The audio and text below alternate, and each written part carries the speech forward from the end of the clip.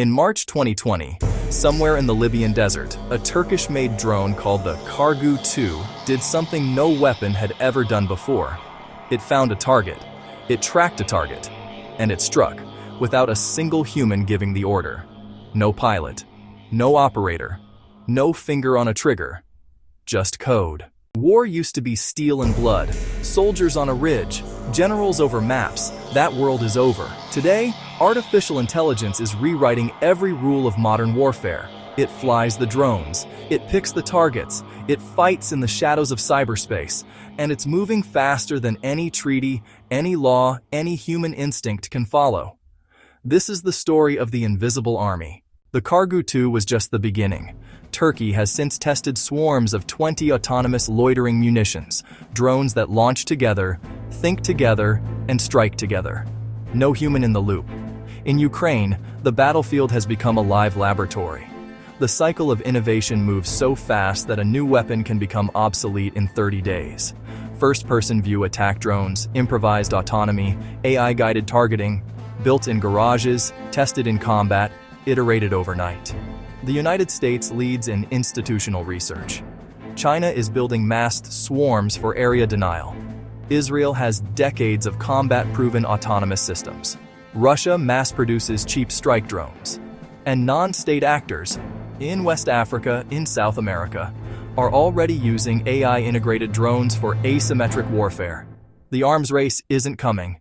It's here. In 2017, the Pentagon launched Project Maven, a program to teach machines how to watch, to take the millions of hours of drone footage streaming in from around the world and find what matters. A vehicle, a weapons cache, a person. It worked. The kill chain, the time from finding a target to striking it, collapsed from hours to minutes, in some cases under 10. Google built the early versions. They walked away. Palantir stepped in. The system evolved into what the military now calls the Maven Smart System, deployed in Operation Epic Fury against Iran. But there's a cost no algorithm calculates. Researchers call it automation bias, the tendency of human operators to trust the machine, even when their instincts say otherwise. When the AI says strike, it takes a rare soldier to say, wait.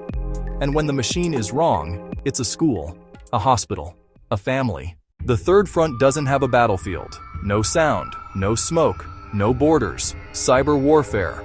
In 2025, AI-powered cyber attacks cost the world over $193 billion. The average breach, 5.7 million.